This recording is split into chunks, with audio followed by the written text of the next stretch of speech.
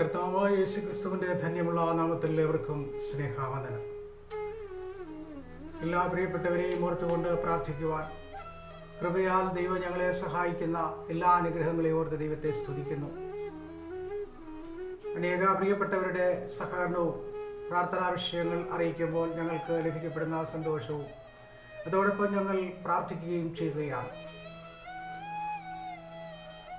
അല്പസമയത്തെ ചിന്തകൾക്കായി ഒരു തിരുവചന ഭാഗം ശ്രദ്ധയിൽ കൊണ്ടുവരികയാണ്. അതിനാധാരമായി ശമൂവേൽ 1-ാം പുസ്തകം 7-ാം അധ്യായം 12-ാം വാക്യം. ശമൂവേൽ ഒരു കല്ല് നാട്ടി, ഇത്രത്തോളം യഹോവ സഹായിച്ചു എന്ന് പറഞ്ഞു. ഇമ്മാനുവേൽ പ്രയർ മിഷന്റെ ഉറവന്ന ഈ പ്രോഗ്രാമിലേക്ക് ഏവർക്കും സ്വാഗതം.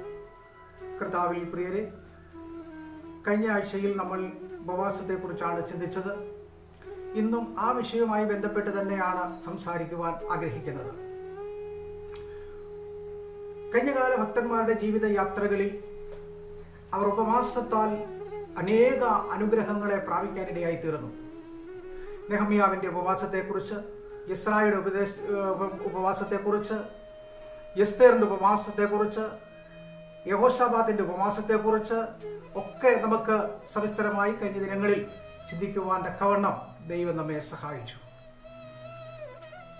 ഇന്ന് വളരെ പരിചയമുള്ളതായിരിക്കുന്ന ഒരു വേദഭാഗമാണ് നിങ്ങളുടെ ശ്രദ്ധയിൽ കൊണ്ടുവന്നത്. അനേക ഭക്തന്മാരുടെ വാക്കുകളിലൂടെ, വചനത്തിലൂടെ, തിരുവചന ധ്യാനത്തിലൂടെയൊക്കെ ഈ വിഷയങ്ങൾ നമ്മൾ കേൾക്കുകയും ധ്യാനിക്കുകയും വേണ്ടതായിരിക്കുന്ന അനുഭവങ്ങൾ ആത്മീയമായി പ്രാപിക്കുവാൻ ദൈവം നമ്മെ സഹായിച്ചിട്ടുണ്ട്. ഇവിടെ വായിച്ചതായിരിക്കുന്ന വേദഭാഗം ശമൂവേലിന്റെ 1-ാം പുസ്തകം 7-ാം അധ്യായം 12-ാം വാക്യമാണ്. 6 മുതലുള്ളതായ വാക്യങ്ങൾ നമ്മൾ വായിക്കുമ്പോൾ അവിടെ കാണുവാൻ കഴിയുന്നത് ഒരു ഉപവാസത്തെക്കുറിച്ചാണ്. ശമൂവേൽ പ്രവാചകൻ മിസ്പയിൽ ഒരുമിച്ച് കൂടി. സകല ഇസ്രായേൽ മക്കളും അവിടെ കടന്നു വന്നു. അവിടെ അവർ ഒരു ദിവസം ഉപവസിച്ച് പ്രാർത്ഥിച്ചു. അവരുടെ അനുഗ്രഹത്തിന് വേണ്ടി, അവരുടെ ആത്മീയമായ ഉയർച്ചയ്ക്ക് വേണ്ടി, ഭൗതികമായ നന്മകൾക്ക് വേണ്ടി, ആരോഗ്യ സംരക്ഷണത്തിന് വേണ്ടി, കൃഷിയുടെ അനുഭവ സമ്പത്തുകൾക്ക് വേണ്ടി ദീർഘവീക്ഷണത്തോടും ആത്മീയ കാഴ്ചപ്പാടോടും ദൈവസന്നിധിയിൽ പ്രാർത്ഥിക്കുവാൻ അവരെല്ലാവരും ഒരുമിച്ച് കൂടി. ഒരുമിച്ച് കൂടുമ്പോൾ ഒന്ന് ഏറ്റുപറയുന്ന അനുഭവം ഉണ്ടായിരിക്കണം, മാനസാന്തരപ്പെട്ട ഒരു അനുഭവം ഉണ്ടായിരിക്കണം, അനുസരണത്തിൻ്റെ ഒരു മനോഭാവം ഉണ്ടായിരിക്കണം, ഐക്യതയുടെ ഒരു സ്നേഹബന്ധം അവിടെ ഉണ്ടായിരിക്കണം. അതുകൊണ്ടാണ് കർത്താവ് പറഞ്ഞത്, 2 പേർ എൻ്റെ നാമത്തിൽ എന്ത് ചോദിച്ചാലും ഞാൻ നിങ്ങൾക്ക് നൽകിത്തരും, എന്ത് ചോദിച്ചാലും നൽകിത്തരും. അപ്പോൾ അവിടെ ഒരുമനപ്പെട്ട് ഉള്ള പ്രാർത്ഥനയാണ്, ഐക്യതയുടെ പ്രാർത്ഥനയാണ്, സ്നേഹത്തിൻ്റെ പ്രാർത്ഥനയാണ്. അവിടെ കൂട്ടായ്മയുടെ അവസ്ഥ കടന്നു വരികയാണ്. ആത്മീയമായ ജീവിതത്തിൽ പുതിയ അറിവുകളും അനുഗ്രഹങ്ങളും പ്രാപിക്കണമെങ്കിൽ നാം ദൈവസന്നിധിയിലേക്ക് അടുത്തിരിക്കേണ്ടത് ആവശ്യമാണ്. സർവകൃപാലുവായ ദൈവത്തിൻ്റെ ആ തൃപാദങ്ങളിൽ നിന്നുകൊണ്ട് അവർ ഒരു ദിവസം ഉപവസിച്ച് പ്രാർത്ഥിച്ചു. ആ പ്രാർത്ഥന അവരുടെ ജീവിതത്തിൽ വലിയൊരു അനുഗ്രഹമായി മാറി, വലിയൊരു നന്മയായി മാറി. ഒരു വിടുതലിൻ്റെ സന്ദേശം അവരുടെ ജീവിതത്തിലും അവരുടെ ഉള്ളിലും ആത്മീയമായി കത്തിപ്പടരുവാനിടയായി തീർന്നു. അവിടെ ആത്മീയമായിരിക്കുന്ന ഒരു ആത്മീയ പ്രചോദനം അവരുടെ ഉള്ളിലേക്ക് കടന്നു വരാനിടയായി തീർന്നു. നമുക്കറിയാം, രാജാക്കന്മാരുടെ 1-ാം പുസ്തകം 18-ാം അധ്യായം 44-ാമത്തെ വാക്യം വായിക്കുമ്പോൾ ഏലിയാവ് തൻ്റെ ശിഷ്യനുമായിട്ട് ഒരുമിച്ച് പ്രാർത്ഥിക്കാൻ കടന്നു പോവുകയാണ്. ഏലിയാവ് തൻ്റെ ശിഷ്യനോട് പറഞ്ഞു, ഞാൻ പ്രാർത്ഥിക്കുകയാണ്, നീ കടലിൽ പോയി നോക്കണം, എന്തെങ്കിലും കാണുന്നുണ്ടോ എന്ന്. തൻ്റെ ശിഷ്യൻ കടലിൽ പോയി നോക്കി, ഒന്നും കണ്ടില്ല. മടങ്ങി വന്ന് പ്രവാചകനോട് പറഞ്ഞു, ഗുരു, ഞാനൊന്നും കാണുന്നില്ല, നീ വീണ്ടും പോയി നോക്കുക. 3 പ്രാവശ്യമായി. പ്രവാചകൻ പറഞ്ഞു, നീ 7 പ്രാവശ്യം നോക്കി വരിക. 7-ാമത്തെ പ്രാവശ്യം മടങ്ങി വരുമ്പോൾ കൈപ്പത്തി പോലൊരു മേഘം ഉയരുന്നത് കണ്ടു. പ്രാർത്ഥനയ്ക്കായി മുട്ടുമടക്കിയപ്പോൾ ദൈവം സഹായിച്ചു എന്ന് പറയുവാൻ, ദൈവപ്രവൃത്തി വെളിപ്പെടുവാൻ ആ ദൈവത്തിൻ്റെ ദാസന്റെ പ്രാർത്ഥനയുടെ മഹാത്മ്യവും മഹത്വവും തൻ്റെ ശിഷ്യന് കാണിച്ചു കൊടുക്കുകയാണ്. ഏലിയാവിനെ പോലെ നമുക്ക് പ്രാർത്ഥിക്കാൻ കഴിഞ്ഞിട്ടുണ്ടോ?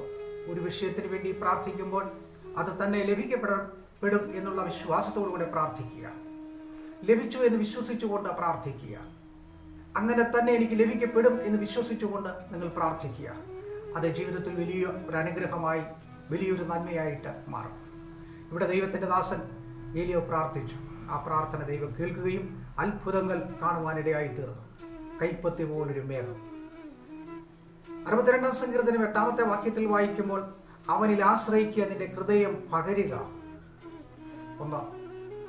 ഹൃദയം അവനിൽ പകരുക, അവനിൽ തന്നെ ആശ്രയിക്കുക. അതുകൊണ്ട് കോരകന്റെ മക്കൾ ഒരിക്കൽ പറഞ്ഞു, അതുകൊണ്ട് ഭൂമി മാറിപ്പോയാലും പർവ്വതങ്ങൾ കുലുങ്ങി സമുദ്രത്തിൽ വീണാലും അതിലെ വെള്ളം ഇരച്ചു കലങ്ങിയാലും എൻ്റെ ഹൃദയം ഭയപ്പെടുകയില്ല, അവൻ എന്നോട് കൂടെയുണ്ട്. യഹോവ എൻ്റെ സങ്കേതമാണ്, യഹോവ എൻ്റെ ഗോപുരമാണ്, കോട്ടയാണ്, യഹോവ എൻ്റെ രക്ഷയാണ്. ആ രക്ഷയാകുന്ന ദൈവത്തിൻ്റെ സാന്നിധ്യവും ദൈവത്തിൻ്റെ കൃപകളും ജീവിതത്തിൽ അനുഭവിച്ചറിയുന്ന ഒരു വ്യക്തിക്ക് മാത്രം പറയാൻ കഴിയുന്ന ഒരു കാര്യമാണ്, യഹോവ എൻ്റെ കൂടെയുണ്ട്, യഹോവ എൻ്റെ സങ്കേതമാണ്, അവനിൽ ഞാൻ ആശ്രയിക്കുകയാണ്, അവൻ്റെ സന്നിധിയിൽ ഞാൻ കരയുകയാണ്, അതുകൊണ്ടാണ് എൻ്റെ ഹൃദയം പകരുന്നു.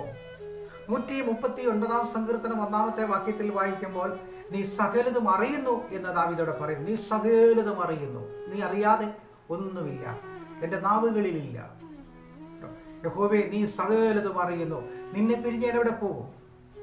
ഞാൻ ഇരിക്കുന്നതും എഴുന്നേൽക്കുന്നതും നീ അറിയുന്നു. ഞാൻ ഭൂമിയുടെ അറ്റത്ത് വാർത്താൽ അവിടെ നീ വരും, പാതാളത്തിൽ കിടക്ക വിരിച്ചാൽ അവിടെയും നിന്റെ സാന്നിധ്യമുണ്ട്. നിന്നെ പിരിഞ്ഞെനിക്കൊന്നും ചെയ്യാൻ കഴിയില്ല, നിന്നെ പിരിഞ്ഞെനിക്കൊന്നും ചെയ്യാൻ കഴിയില്ല, കാരണം നിന്റെ സാന്നിധ്യവും എന്നോട് കൂടിയുണ്ട്. 145-ാം സങ്കീർത്തനം 19-ാമത്തെ വാക്യത്തിൽ വായിക്കുമ്പോൾ, തൻ്റെ ഭക്തന്മാരുടെ ആഗ്രഹങ്ങളെ അവൻ നിവർത്തിക്കും. തൻ്റെ ഭക്തന്മാരുടെ ആഗ്രഹത്തെ അവൻ നിവർത്തിക്കും. ആരാണ് ഭക്തൻ? ദോഷം വിട്ട് അകന്ന് ദൈവത്തിൽ ആശ്രയിക്കുന്നവർ ഭക്തന്മാർ. ഇയ്യോബിനെ കുറിച്ച് ദൈവം ഒരു സാക്ഷ്യം പറയുകയുണ്ടായി. ഇയ്യോബിനെ പോലെ ഭക്തനായ മനുഷ്യൻ ഉണ്ടായിട്ടില്ല. നിഷ്കളങ്കനായിരുന്നു, നേരുള്ളവനായിരുന്നു, വിശ്വസ്തനായിരുന്നു. അതുകൊണ്ട് പ്രാർത്ഥിക്കുവാനായിട്ട് താൻ ദേവാലയത്തിൽ നിൽക്കുമ്പോൾ തൻ്റെ സമീപത്ത് നിൽക്കുന്ന വ്യക്തിയെ ഇയ്യോബ് കണ്ടില്ല.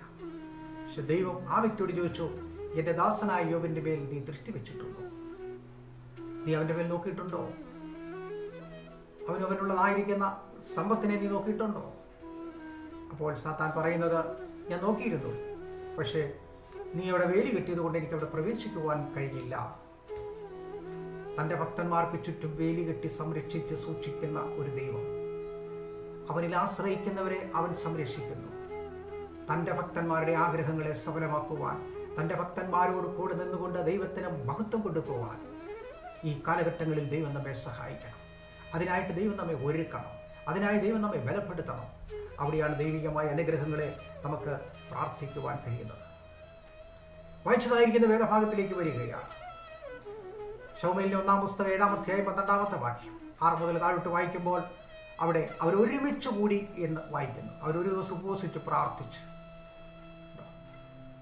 നമുക്ക് എത്ര പേർക്ക് ഒരുമിച്ച് കൂടാൻ കഴിഞ്ഞിട്ടുണ്ട്, പ്രാർത്ഥിക്കാൻ കഴിഞ്ഞിട്ടുണ്ട്, ഉപവസിക്കാൻ കഴിഞ്ഞിട്ടുണ്ട്?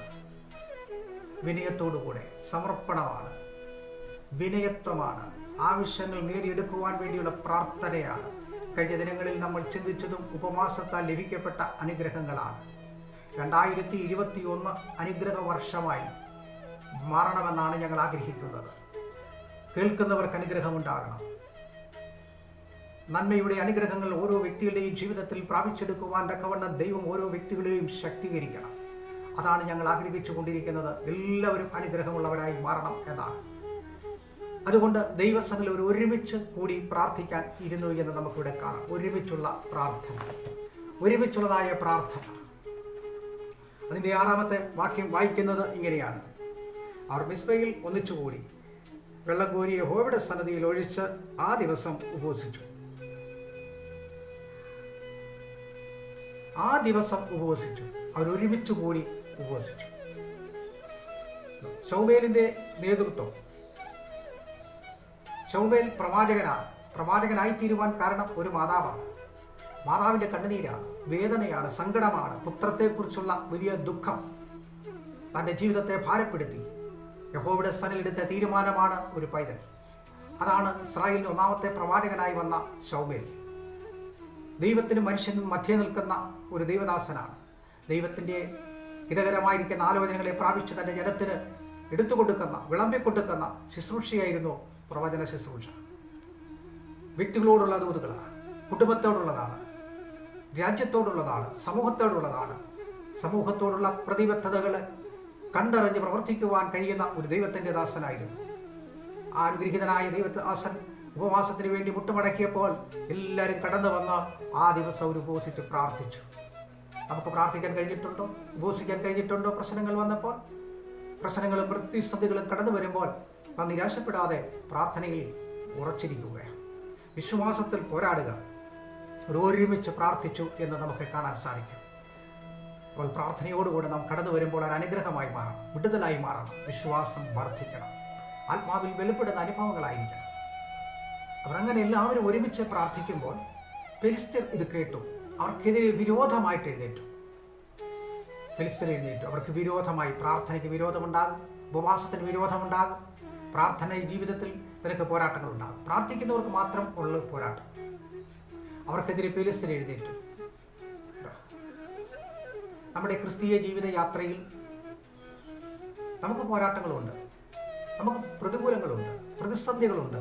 തളരാതെ നിൽക്കുവാൻ ദൈവത്തോട് പ്രാർത്ഥിക്കുക. അപ്പോൾ ഇസ്രായേൽ മക്കൾ എല്ലാവരും കൂടെ പ്രവാചകനോട് പറഞ്ഞു, ഞങ്ങൾക്ക് വേണ്ടി പ്രാർത്ഥിക്കുന്നത് മതിയാക്കരുത്. നീ പ്രാർത്ഥിച്ചാൽ ഞങ്ങൾക്ക് വിടുതലുണ്ട്, അതുകൊണ്ട് ഞങ്ങൾക്ക് വേണ്ടി പ്രാർത്ഥിക്കണമേ എന്ന് പറഞ്ഞു. പ്രാർത്ഥനയുടെ മഹാത്മ്യം തിരിച്ചറിഞ്ഞവരായിരുന്നു ഇസ്രായേൽ മക്കൾ, അനുഭവ സമ്പത്തുള്ളവരായിരുന്നു. പ്രവാചകനോട് പറഞ്ഞു, നീ പ്രാർത്ഥിക്കണമേ ഞങ്ങൾക്ക് വേണ്ടി എന്ന്. അങ്ങനെ ദൈവത്തിൻ്റെ ദാസൻ യാഗം കഴിച്ച് ദൈവസന്നിധിയിൽ പ്രാർത്ഥിച്ചു. ദൈവം പ്രാർത്ഥന കേട്ടു. ഫെലിസ്ത്യർ താമസിക്കുന്ന പാളയത്തിലേക്ക് ഒരു വലിയ ഇടിമുഴക്കം കടന്നു വന്നു. അവരുടെ പാളയത്തിലൂടെ അത് ഒഴുകി. അവർ ഭയന്നു, അവർ തോറ്റുപോയി.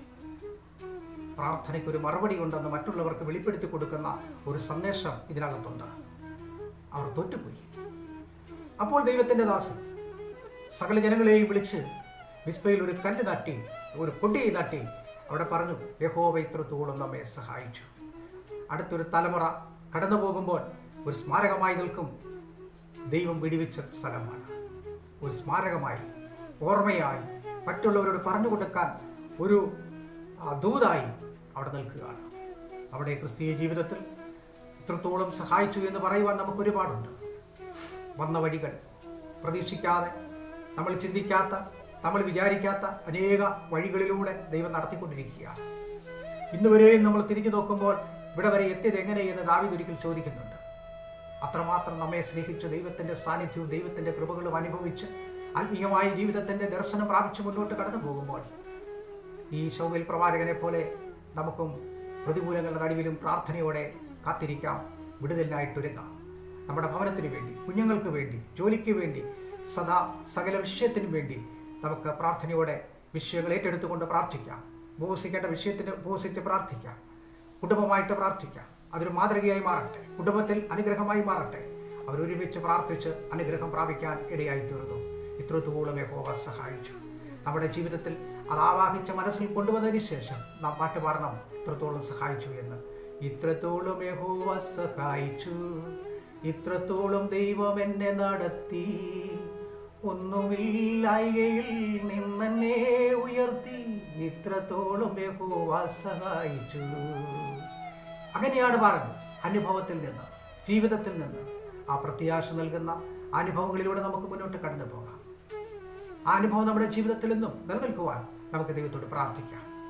ദൈവത്തിൻ്റെ ദാസനായ ശമൂവേൽ പ്രവാചകൻ ദൈവസന്നിധിയിൽ പ്രാർത്ഥിച്ച് സമൂഹത്തിനും ദേശത്തിനും ഓരോ വ്യക്തികൾക്കും കുടുംബത്തിനും ഒരു അനുഗ്രഹമായി മാറിയതുപോലെ നമ്മളും ഭവനത്തിന് അനുഗ്രഹമായി മാറട്ടെ, മക്കൾക്ക് അനുഗ്രഹമായി മാറട്ടെ, ദേശത്തിന് അനുഗ്രഹമായി മാറട്ടെ. നമ്മളിലൂടെ അനേക വ്യക്തി ജീവിതങ്ങൾക്ക് ഒരാശ്വാസമാകുന്നുവെങ്കിൽ അനുഗ്രഹമായി തീരും. പ്രാർത്ഥനയാൽ ശത്രുവിനെ തോൽപ്പിച്ചു, പ്രാർത്ഥനയാൽ കുഴി ഉയർത്തി, പ്രാർത്ഥനയാൽ സന്തോഷം കൊണ്ടാടി, പ്രാർത്ഥനയാൽ സങ്കടങ്ങളെല്ലാം മാറി, പ്രാർത്ഥനയാൽ ലക്ഷ്യത്ത് എത്തിച്ചേർന്നു. പ്രാർത്ഥനയോടെ നമുക്കും ലക്ഷ്യസ്ഥാനത്ത് എത്തിച്ചേരുവാൻ നമുക്കും പ്രാർത്ഥനയോടെ അടുത്തു വരാം. ദൈവം വചനങ്ങളാൽ അനുഗ്രഹിക്കുമാറാകട്ടെ. പ്രാർത്ഥിക്കാം. കരുണയുള്ള ദൈവമേ, സ്വർഗീയ നല്ല കർത്താവേ, വചനം കഴിഞ്ഞ കാലങ്ങളിൽ കേട്ട പ്രിയപ്പെട്ടവരെ ഓർത്ത് പ്രാർത്ഥിക്കുന്നു. നിങ്ങൾക്ക് വേണ്ടി പ്രാർത്ഥിക്കണമേ എന്ന് അപേക്ഷിച്ച പ്രിയപ്പെട്ടവരെ ഞങ്ങൾ ഓർക്കുന്നു. രോഗികളായി ആശുപത്രികളിലും ഭവനങ്ങളിലും കിടക്കുന്ന അനേക പ്രിയപ്പെട്ടവരുണ്ട്. അവർക്ക് ആശ്വാസവും സൗഖ്യവും വിടുതലും നൽകുമാറാകണം. അതുപോലെ പ്രായമായിരിക്കുന്ന അനേക പ്രിയപ്പെട്ടവരുണ്ട്. അവർ വർത്തികൾ പ്രാർത്ഥിക്കുന്നു. ജോലിയോടുള്ള ബന്ധത്തിൽ വിദേശത്തുള്ളവരുണ്ട്, സ്വദേശത്തുള്ളവരുണ്ട്. അവരെല്ലാം ഞങ്ങൾ ഈ സമയത്ത് ഓർക്കുന്നു. വിവാഹ വാർഷികം ആഘോഷിക്കുന്ന പ്രിയപ്പെട്ടവരുണ്ട്. അവരുടെ കുടുംബജീവിതം അനുഗ്രഹിക്കുവാൻ പ്രാർത്ഥിക്കുന്നു. ഭർത്താവെ കുഞ്ഞുങ്ങളുടെ ജന്മദിനം ആഘോഷിക്കുന്നവരുണ്ട്. ഈ കാലഘട്ടത്തിൽ, ഈ മാസത്തിൽ അവരുടെ ജന്മദിനങ്ങളെ അനുഗ്രഹിച്ച് പുതിയ ആയുസ്സിലേക്കും ആരോഗ്യം പ്രദാനം ചെയ്ത് ഓരോ കുഞ്ഞുങ്ങളെയും അനുഗ്രഹിക്കുമാറാകണം. ജോലി ചെയ്യുന്ന പ്രിയപ്പെട്ടവരെ അവർക്ക് ആരോഗ്യം ബലവും ആയുസ്സും നൽകി ദൈവത്തിൻ്റെ എല്ലാ അനുഗ്രഹങ്ങളും അവർക്ക് നൽകി അനുഗ്രഹിക്കണം. ഈ മരുഭൂ പ്രയാണത്തിൽ അങ്ങയെ ചാരിക്കൊണ്ട് തൻ്റെ ഭക്തന്മാരെ ആഗ്രഹങ്ങളെ സാധിപ്പിക്കും ദൈവം ഓരോ പ്രിയപ്പെട്ടവരെയും ആശ്വസിപ്പിക്കുകയും അനുഗ്രഹിക്കുകയും ചെയ്യണമെന്ന് രക്ഷകന്റെ നാമത്തിൽ അപേക്ഷിക്കുന്നു. കേൾക്കുമാറാകണമേ. ആമേൻ. Praise the Lord. ദൈവം ഓരോ പ്രിയപ്പെട്ടവരെ അനുഗ്രഹിക്കട്ടെ. ഈ വചനങ്ങളാൽ ദൈവം ശക്തീകരിക്കട്ടെ. മനോഹരമായ ഒരു പാട്ട് ശ്രമിക്കാം. ദൈവം അനുഗ്രഹിക്കട്ടെ. Price the Lord. ഇതൊരു അനുഗ്രഹ വർഷമായി മാറട്ടെ. Price the Lord.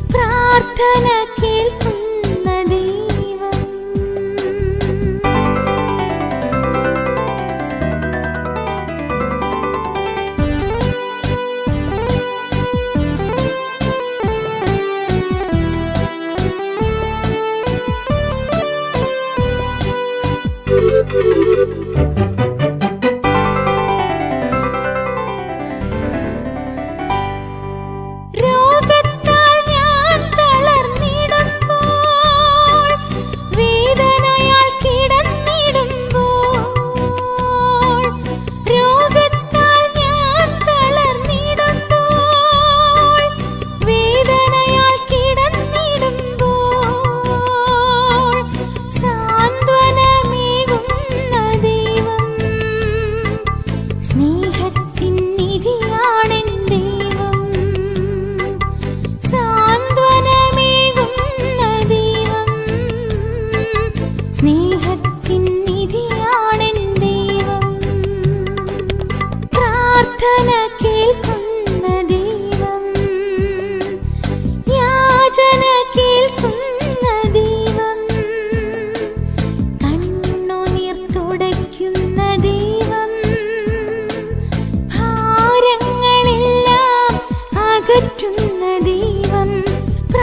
ആരാധന